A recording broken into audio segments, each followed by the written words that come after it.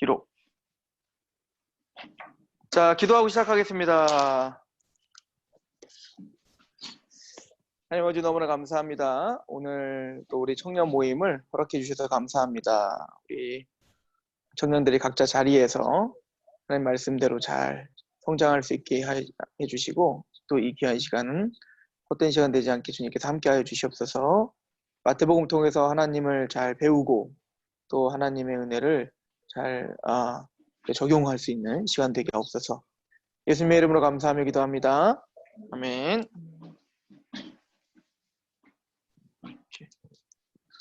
이 소리가 왜 나오냐? 응. 그런가? 이거 공을 쏘고 있는데도 그거를 아예 끊어야 돼. 됐다. 야, 다들 화면을 꺼버렸네? 오. 오케이. 자, 우리 오늘 이제 마태복음, 앞에 있으니까 이제 요즘에 내가 수예배를 드리는데 사람이 되게 많은 거야. 많이 온 거야.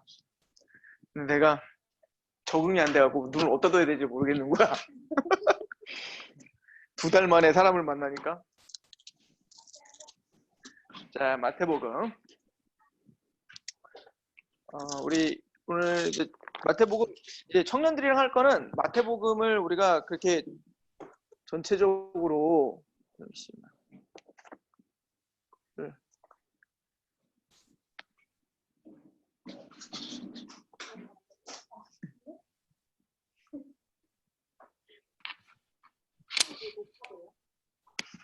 녹화하려고 했는데, 잠시만요.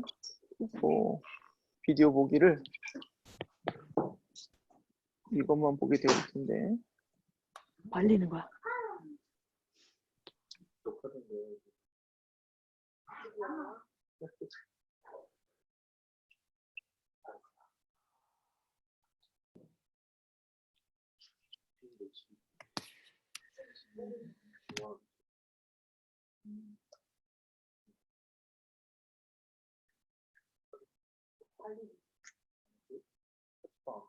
됐다. 자, 우리 마태복음 봅시다. 마태복음에 보면 이제 청년들이랑 마태복음을 이렇게 디테일하게 막 어디를 막 해서 다 단어 분석하고 이런 거보다는 지금부터 마태복음부터 신약을 약간 좀 전체적인 줄거리들을 이렇게 잡고 넘어갈 거예요. 그래서 마태복음 한 5번 정도 마태복음 끝내고 그다음 마가복음 끝내고 이렇게 전체를 다 맥을 쭉 한번 잡아야겠다 이 생각이 들었어요. 자, 우리 마태복음은 우리 지난번에 기억나는지 모르겠는데 마태복음, 마가복음, 그리고 요한복음, 누가복음 요 4가지 이 복음서의 특징이 있다고 했죠. 우선 수신자가 달라요. 발신자는 이 마태와 마가와 요한과 누가인데 수신자가 다른데, 자, 마태는 유대인들, 그리고 마가는 헬라인들, 요한은 모든 크리스찬들, 그리고 누가는 로마. 자, 그리고 이제 그 강조점도 좀 달라요. 확실히 판사하는 게 훨씬 편하다. 강조점도 다른데 마태는 예수님의 소개 중에 왕이신 예수님, 그리고 마가는 고난당하시는, 또 요한은 그분은 하나님이시다, 창조자다, 이걸 이야기하고, 누가는 인자이신 하나님, 이렇게 이야기를 해요. 그래서 이제 그 이유에 대해서 우리가 계속 설명을 했잖아요, 그죠? 그 유대인이 왕이신 하나님이라고 하는 건 이제 그 특징 중에 그래서 마태복음 1장에 그래서 뭐가 있다? 족보가 있는 거예요. 그죠? 족보가 있는 거야. 왜? 아브라함과 다윗의 자손 예수 그리스도의 세계라, 이렇게 표현하고 있는 거. 자, 2번째, 마가는 그래서 고난을 강조하기 때문에, 그래서 예수님이 고난 당하시고 십자가에 죽으시는 이야기, 물론 다 있는데 고난당한 십자가에 죽으시는 이야기의 비중이 굉장히 제일 짧은 복음서인데도 불구하고 비중이 가장 많이 있다라고 하는 거. 그리고 요한은 뭐 딱 시작하면서 태초에 말씀이 있었는데 그 말씀이 하나님과 함께 계셨는데 그 말씀이 곧 하나님이시다라고 태초에 말씀이셨다. 이것을 강조하죠. 그리고 누가는 그래서 예수님의 어린 시절도 기록이 되어 있다라고 하는 거예요. 그래서 우리가 이제 예수님을 믿는다고 하는 것은 예수님 믿는다는 건 예수님이 우리의 왕이시며 또 우리의 왕이신데 단순히 군림하시는 왕이 아니라 자기를 이제 우리의 미랄로 우리를 생명을 위해서 자신 목숨을 내어주시는 섬기는 왕으로서 오셨죠. 그래서 죽으시는 거예요. 우리를 위해서 고난당하시는 왕으로 오셨고, 근데 그분은 인자셨어요. 참 인간이었죠. 인간으로서 우리는 죄가 많지만 예수님은 죄가 없으신, 그죠? 그리고 완전한 지혜를 갖고 계신 그런 인자셨다. 그런데 그분은 왕이며 고난당하며 인자일 뿐만 아니라 그분 자체가 누구셨다? 바로 창조자 하나님이셨다라고 하는 거예요. 그래서 이제 나중에 성막에도 보면 성막에 이렇게 이제 성막이 있고 성막에 울타리가 있고 문이 하나가 있거든요. 문이 하나 있고 이제 문을 통과해서 들어가면 여기 이제 번제단이라는 게 있고 그리고 물두멍 그리고 이렇게 성소와 지성소가 있는데 요 문을 만드는 이제 천이 이 청자홍배 이렇게 돼요. 청자홍배. 이 배실은 이제 흰색이라는 흰색 실, 청색, 그리고 자색, 홍색, 그리고 흰색 이렇게 되어 있어요. 나중에 이 휘장도 다 청자홍배로 다 사죠. 그러니까 천으로다가 뭔가 이렇게 안감 여기 들어가면 성소와 지성소를 딱 쳐다보면 천상의 어떤 그 그림을 수늘로 놨는데 그것도 청자홍배로 되어 있어요. 그러니까 청색은 뭐냐면 하나님을 상징해요. 하늘을 상징하죠. 그래서 그분은 바로 하나님이신 예수. 자색은 왕의 도포를 말하는 거예요. 그래서 왕이신 예수. 홍색은 피를 상징하는 고난, 그죠? 죽임당하신 고난의 주인 것을 이야기하고 흰색은 바로 그분이 의인이시다라고 하는 것을 강조한다. 자, 그래서 이제 마태복음은 바로 메시아이신, 특별히 다윗 왕이신 예수님 이 땅에 오신 바로 우리가 구약 전체가 기다렸던 그 다윗 왕이신 예수님을 강조한다라고 하는 걸 우리가 반복적으로 얘기를 했고, 그리고 이제 마태복음서부터 이제 조금 우리가 좀 진도를 나가서 마태복음 1장에 족보에 대한 이야기를 하면서 바로 그분이 우리가 기다렸던 메시아야. 그분이 바로 다윗이야. 이렇게 설명을 했고요. 그래서 1장에 이제 우리가 좀 보면 1장 18절부터 보면 예수 그리스도의 나심은 이러하니라 그의 어머니 마리아가 요셉과 약혼하고 동거하기 전에 성령으로 잉태된 것이 나타났더니 그의 남편 요셉은 의로운 사람이라 그를 드러내지 아니하고 가만히 끊고자 하여 이 일을 생각할 때 주의 사자가 현명하여 이르되, 그러면서 이제 예수님이 이 땅에 태어나신 거를 설명하면서 그 예수님이 누군지를 설명하죠. 자, 21절 보세요. 같이 한번 읽어봅시다. 시작. 아들을 낳으리니 이름을 예수라 하라. 이는 그가 자기 백성을 그들의 죄에서 구원할 자임이라 아니라. 자, 그의 이름을 예수라 하라. 예수. 그죠? 메시아 다윗으로 오신 그분은 뭐하러 오신 거냐? 바로 예수이다. 예수는 뭐야? 구원자라는 뜻이에요. 구원자. 그죠? 구원자라 하라. 구원이라는 단어가 바로 예수 이름의 뜻이에요. 그러면서 22절에 보면 이 모든 일이 된 것은 주께서 선지자로 하신 말씀을 이루려 합니다. 그러니까 예수님께서 메시아 다윗의 자손으로 이 땅에 오신 이유는 우리를 구원하기 위해서 왔어요. 자, 그럼 이제 생각이 드는 거예요. 도대체 메시아 다윗의 자손 그 메시아 그리스도가 오셔서 예수님이 오신 이유는 뭐예요? 우리를 구원하러 왔는데 구원이 뭐냐? 그죠? 구원이 뭐냐? 구원이라는 게 뭐지? 이것을 이제 마태복음은 아주 자세하게 우리가 설명할 거예요. 자, 구원이 뭔지를 설명하고, 그리고 어떻게 그러면 구원할 거냐 이렇게 설명하는 거죠. 그럼 또 누구를 구원하는 거냐? 그죠? 그러니까 구원이라는 게 뭘까? 그리고 어떻게 해서 구원을 이루는 걸까? 그리고 그럼 구원받을 수 있는 사람은 누구냐? 그죠? 그래서 이렇게 해서 도대체 구원의 목적지가 뭘까? 그죠? 목적은 뭘까? 이 전체적인 내용을 마태복음이 우리에게 이야기해주고 있다라고 하는 거예요. 자, 그래서 이제 1장부터 2장 족보 얘기가 나오고, 그리고 1장에서 2장까지 또 3장까지도 그렇죠. 어쨌든 2장까지 어떤 얘기 나오냐면 성경대로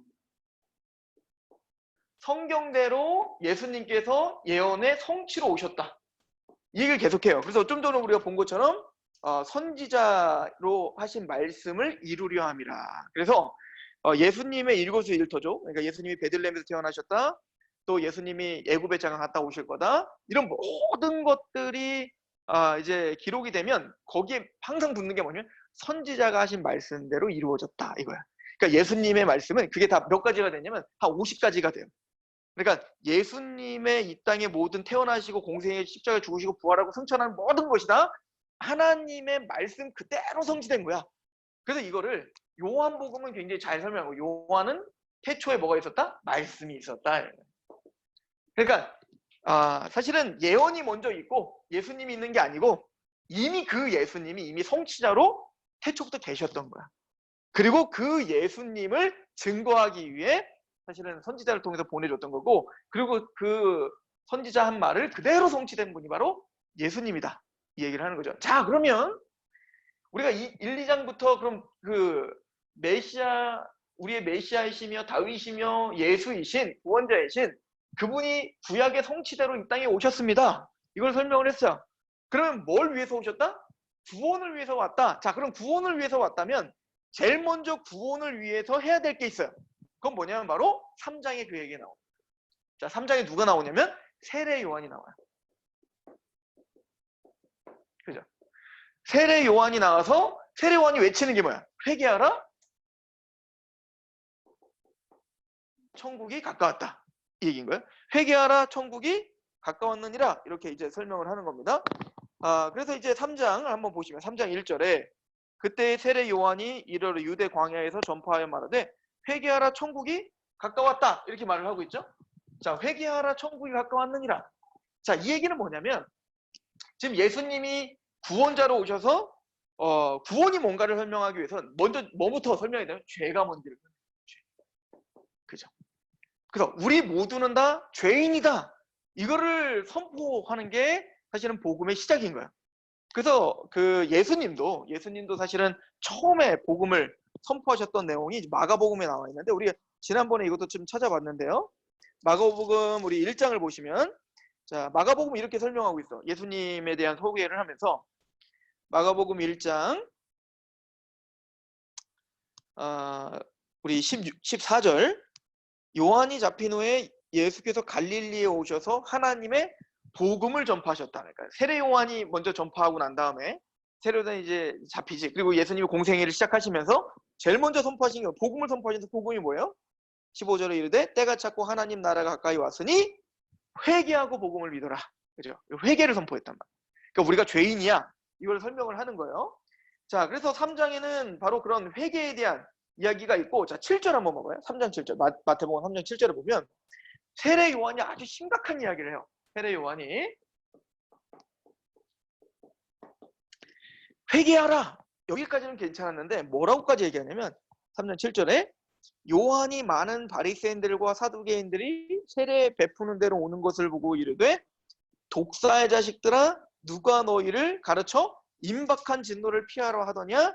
그러므로 회개에 합당한 열매를 맺어라, 이렇게 말을 하죠. 세례 요한이 뭐라 하냐면 회개해야 돼.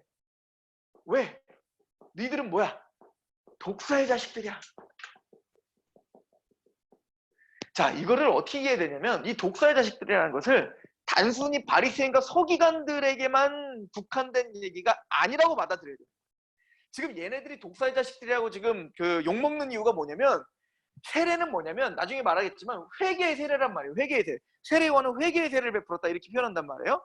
그러니까 세례 요한은 뭘 강조한 거냐면 우린 모두 죄인이기 때문에 니들이 정말 통곡을 하며 하나님 앞에 자복하지 않으면 안 된다, 이걸 설명하는 거예요. 근데 그 당시에 그 유대 바리새인들이나 서기관들은 세례 요한이 선지자라고 이제 막 소문이 나니까 와서 세례를 받으려고 오는 거야. 근데 걔네들은 자신들이 죄인이라는 생각을 전혀 하지를 않았어요. 자, 이게 이상한 게 아니라 유대인들에게 있어서 죄라고 하는 개념이 좀 달랐기 때문에 그래요. 물론 성경을 잘 봤다면 하나님의 율법 앞에 자신들이 얼마나 죄인인지 다 알아야 되는데, 얘네들은 그러한 어떤 그 율법을 그런 식으로 보지 않고 자기들의 편한 대로 율법의 어떤 전통을 만들어 놓고 자기들은 그거 다 지키잖아. 그러니까 자신들은 의인이라고 생각했다. 의인. 그러니까 얘네들은 그냥 기본적으로 아브라함의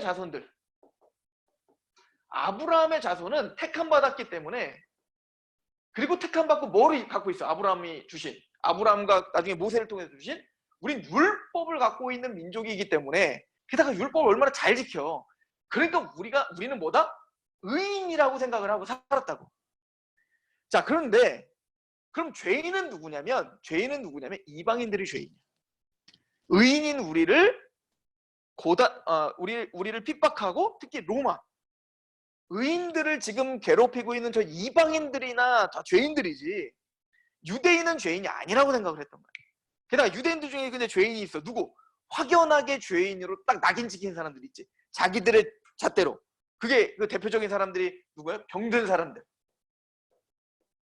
이 사람들은 다 뭐야? 저주받은 거거든. 뭔가 죄가 있기 때문에 그들은 다 저주받은 거라고 생각해. 그러니까 예수님한테 그 눈을 못 보는 사람이 있으니까 그 바리새인가 서른들이 와서 뭐라 그래?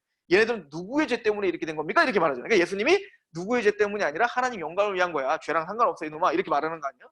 그러니까 병든 사람들, 또 누구? 그 당시에 당연히 세리들. 왜? 이 세리들은 그 더러운 죄인들인 이방인의 편에 서서 매국노들이죠. 택함받은 이 유대인들을 배반하고 막대한 부를 축적하는, 물론 나쁜 놈들이긴 해. 그러나 어쨌든 세리들이 대표적으로 죄인이라 취급받았던 사람들.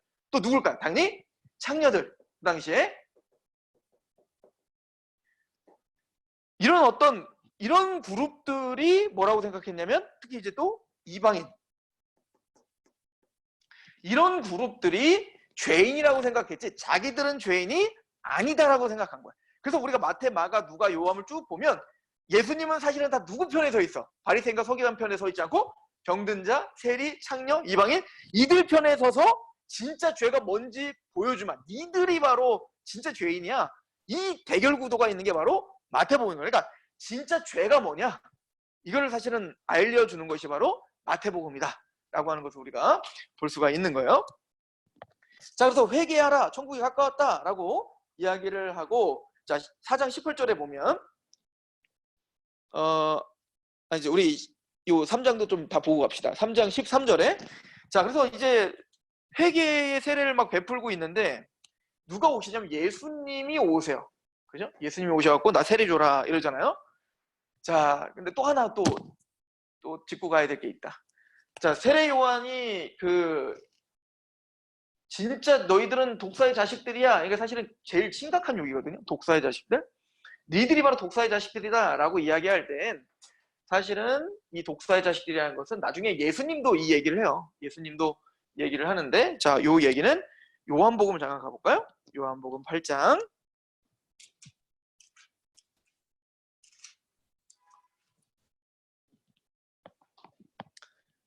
자, 요거는 이제 나랑 같이 성경 공부를 좀 자주 했으니까 대충 우리가 이해를 할 텐데, 자, 요한복음 8장에 보면 31절에 굉장히 유명한 말씀을 하시죠.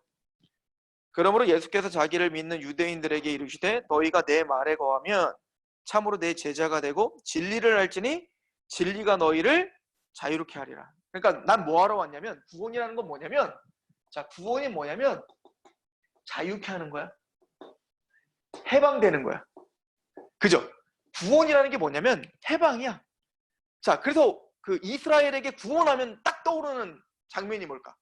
출애굽이에요. 그죠? 그 출애굽을 할 때 구원이 뭐야? 이집트의 파라오의 노예로서 꽁꽁 묶여있던 걔네들을 하나님이 모세를 통하여서 걔네를 끄집어내주고 해방시키는 거. 이게 구원이잖아요. 마찬가지로 구원이 그런 뜻인 거야. 구원이라는 것은 건져지다 이런 뜻인 거야. 그러니까 구원은 뭐냐면 바로 자유롭게 하고 해방시켜주는 거야. 자, 그런데 이 유대인들이 뭐라고 이야기하냐면 우리는 어디에 종된 구원이 필요 없는 사람입니다라고 말하고 있는 거야. 자, 보세요. 여기 보면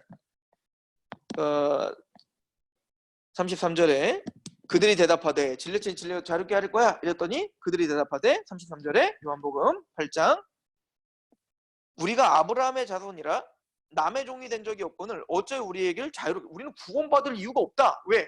우린 자유인이니까. 그죠? 요게 이제 이스라엘 백성들의 어떤 개념이었어요.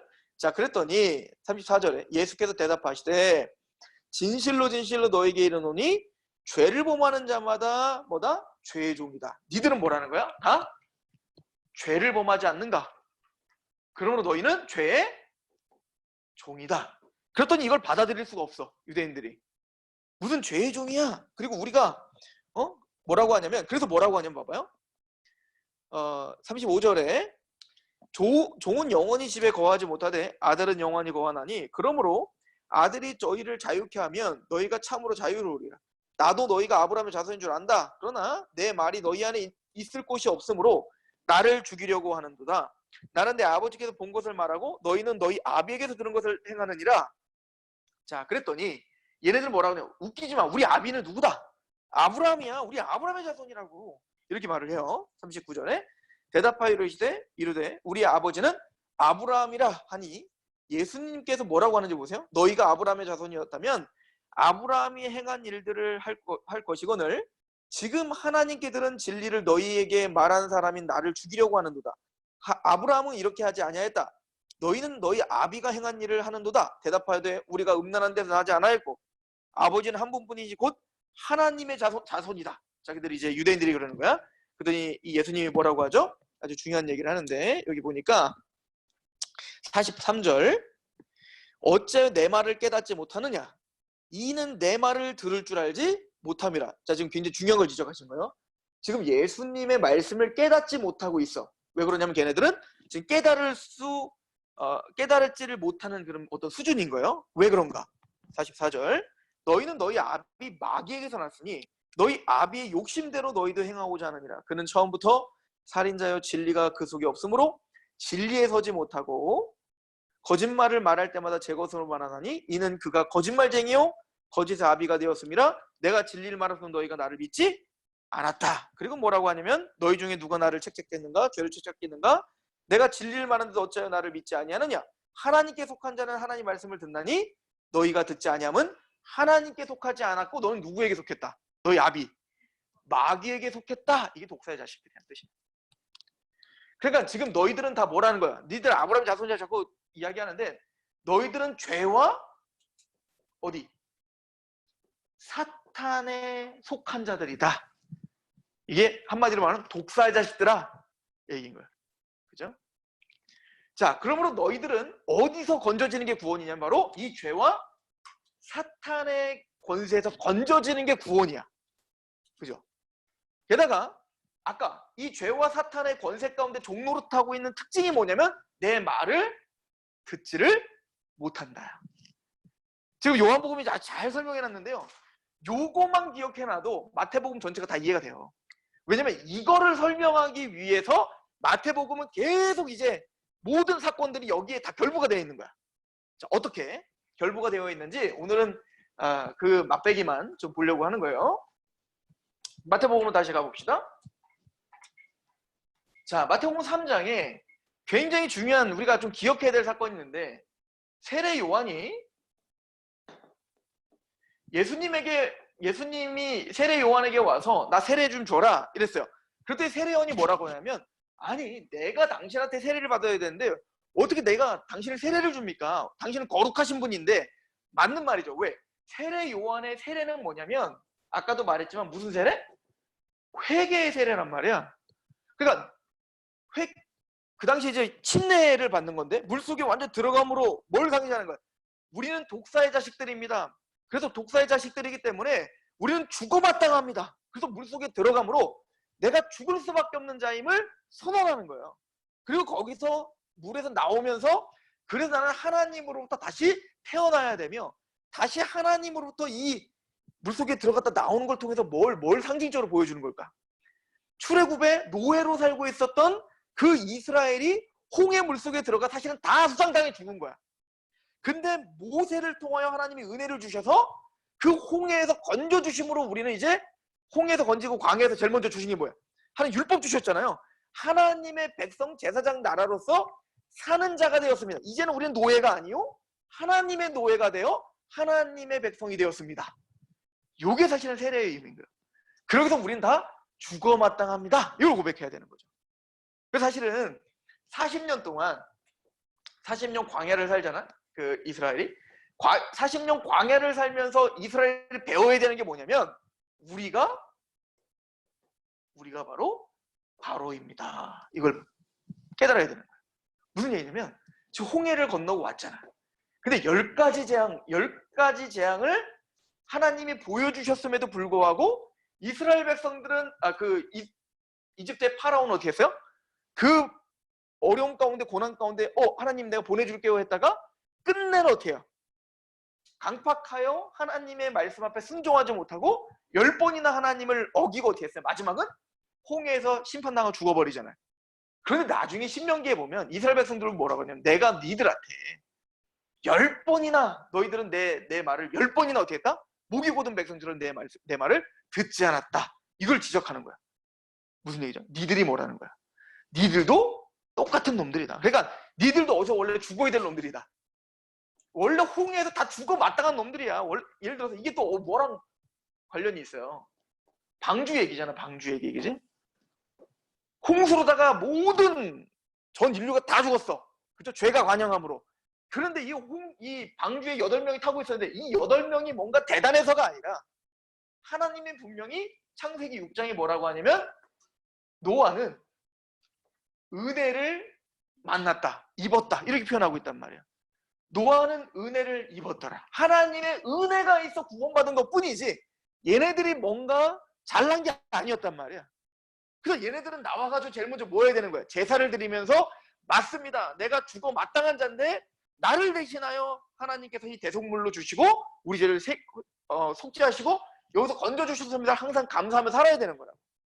그런 것처럼 이스라엘은 이 40년 동안 뭘 배워야 되냐면 우리가 바로 파라오와 같은 놈들이고 그래서 우리는 원래 죽어 마땅했는데 하나님의 은혜로 우리를 살려주셨습니다. 이거를 배우는 게 바로 이 홍해 이야기란 말이에요. 이거를 그대로 이스라엘 백성들에게 알려준 게 바로 세례인 거야. 그러니까 우리에게 알려준 게 뭐냐면 세례인 거야. 우리가 원래 세상의 모든 내가 독특하고 내가 뭔가 다르고 내가 의로워서 내가 다시 사는 게 아니라 우린 독사의 자식들이고 죄와 사단의 권세 가운데 있는 자들이기 때문에 죽어 마땅합니다. 이거를 고백하는 게 뭐냐면 물속에 들어가는 거야. 그리고 물속에서 나오면서 뭐야? 하나님의 은혜로만 모세를 통하여 하나님의 은혜로 살았던 것처럼 하나님의 은혜로 방주에 타서 이 노아가 살았던 것처럼 우리 또한 하나님의 전적인 은혜로만 구원받을 수 있습니다. 이걸 고백하는 거 이게 바로 물세례란 말이야. 회개의 세례. 자, 그러니까 이건 뭐야? 거기 들어간다는 것 자체는 내가 죄가 있음을 인정하며 들어가는 게 세례란 말이야. 그런데 예수님이 지금 세례를 받겠다는 얘기면 내가 죄인이다 이 얘기인 거잖아요. 근데 예수님은 죄가 없으신 분이란 말이에요. 자, 그럼 이건 왜 그런가? 자, 예수님 굉장히 중요한 얘기를 하는데 마태복음 다시 한번 3장을 가보시면 3장 자 11절 아니지 13절부터 이때 예수께서 갈릴리로부터 요단강에 이르러 요한에게 세례를 받으려 하시니 요한이 말려 이르되 내가 당신에게 세례를 받아야 할 터인데 당신이 내게로 오시나이까. 예수께서 대답하여 이르시되 이제 허락하라. 우리가 이와 같이 하여 모든 의를 이루는 것이 합당하다. 우리가 이렇게 하여 모든 의를 이루는 것이 합당하다. 이렇게 표현해요. 이게 무슨 얘기일까? 그럼 예수님이 세례를 받는 의미는 뭘까? 자, 세례는 또 어떤 의미가 있냐면 오늘은 여기까지만 할 거예요. 그래서 마태복음 요 3장까지를 알아야 4장부터 뭐예요? 본격적으로 공생이죠. 이제 4장에 그 시험 당하시고 공생애가 있는데 어쨌든 세례를 받는데 세례의 의미는 아까 첫 번째 회개라고 했죠? 죄가 있음을. 두 번째 연합이에요. 동일시. 자, 로마서 6장을 한번 보세요. 로마서 6장 우리에게 세례에 대해서 설명을 합니다. 물론 이거는 성령 세례를 가리켜 이야기하는 거예요. 진짜 세례. 자, 로마서 6장. 자, 그 얘기도 이따 할 거예요. 로마서 6장에 보면 6장 1절 사도 바울이 세례에 대해서 이렇게 설명을 합니다. 로마서 6장에 보면 1절에 그런즉 우리가 무슨 말을 하리요? 은혜를 더하게 하려고 죄에 거하겠느냐? 그럴 수 없느니라. 죄에 대하여 죽은 우리가 어찌 그 가운데서 더 살리오? 무릇 그리스도 예수와 합하여 세례를 받은 우리는 그의 죽으심과 합하여 세례를 받은 줄 알지 못하느냐? 그러므로 우리가 그의 죽으심과 합하여 세례를 받음으로 그와 함께 장사되었나니 이는 아버지의 영광으로 말미암아 그리스도를 죽은 자 가운데서 살리신 것 같이 우리를 또한 새 생명 가운데 행하게 하려 함이라. 자, 5절에 만일 우리가 그의 죽으심과 같은 모양으로 연합한 자가 되었다면 또한 그의 부활 같은 모양으로 연합한 자가 되리라. 연합, 하나됨, 이걸 계속 얘기해. 이게 세례의 의미인 거예요. 예수님이 십자가에 죽었을 때 내가 함께 죽었다라고 하는 연합. 내 죽음이 아니라 누구 죽음이? 예수님이 죽은 게 아니라 누구 죽음이라고 믿는 거야. 내가 죽은 거야. 예수님 부활하신 것은 예수님 부활한 게 아니라 내 부활이야 라고 믿는 게 우리 부활신앙이란 말이에요. 그러니까 세례는 연합의 의미가 있어. 그러니까 예수님은 죄가 없으신데 왜 죽으셔야 되냐고요. 그죠? 세례를 왜 받으셔야 되냐고? 그 세례를 받음으로 뭐야? 우리와 동일시하고 계시는 거예요. 죄가 없으신 예수께서 세례 요한의 이 회개의 세례를 받음으로 죄가 없는데, 즉 십자가에 죽으시고 부활을 사실 모형하면서 그러니까 예수님은 죄가 없으신데 우리의 죄를 뒤집어 쓰시고 우리와 연합하시고 우리와 동일시하시고 죄인으로 동일시되는 거야. 이해가세요? 그 예수님은 거기서 살아나심으로 우리와 연합시켜 우리를 다시 살려오는 거예요. 쉽게 얘기해서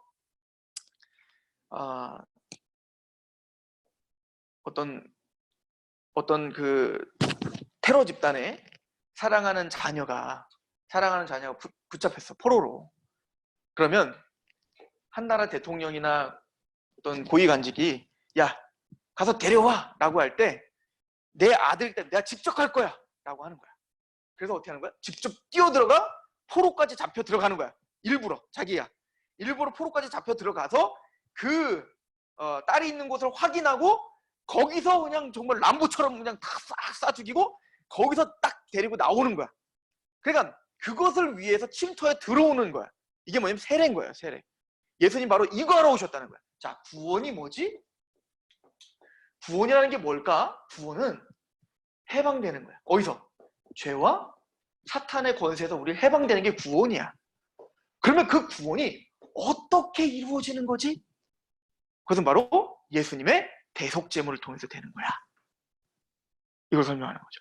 그래서 이 세례, 이 동일시 이 세례를 하고 난 후에 세례요한이 뭐라고 하냐면 중요한 얘기를 하죠. 게다가 또 이제 이 세례 받는 장면을 어떤 신학자들은 뭐라고까지 얘기하냐면 그 왜 양을 이렇게 데려오면 사람들이 죄인들이 오면 이렇게 안수할지니 이런단 말이야. 안수하는 게 이 죄인의 죄를 어디에게 정해요?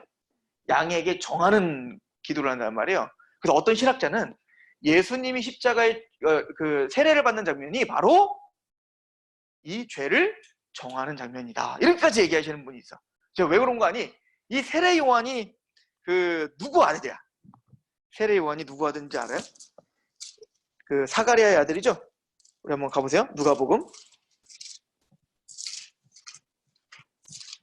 오늘 세례의 의미 정도만 좀 보면 되는데, 자, 누가복음을 한번 가보세요. 누가복음에 보면 세례 요한의 출생에 대한 얘기가 있는데, 자, 우리 5절, 1장 5절에 보면 유다 왕 헤롯 때에 아비야 반열에 제사장 한 사람이 있었는데 이름은 누구래요? 사가랴요. 그의 아내는 아론의 자손이 이름은 엘리사벳이야. 굉장한 자손이에요.